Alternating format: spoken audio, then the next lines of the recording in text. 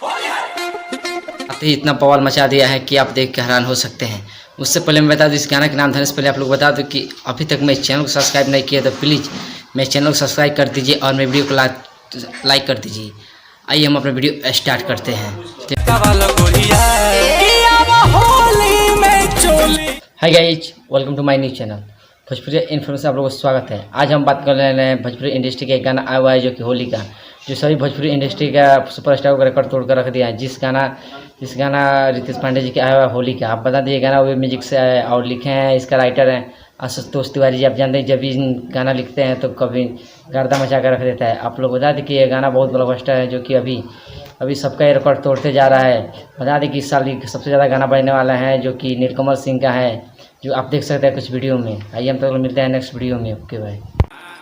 अब डालिंग करा भरबे का बोल्टिया होली में जाने में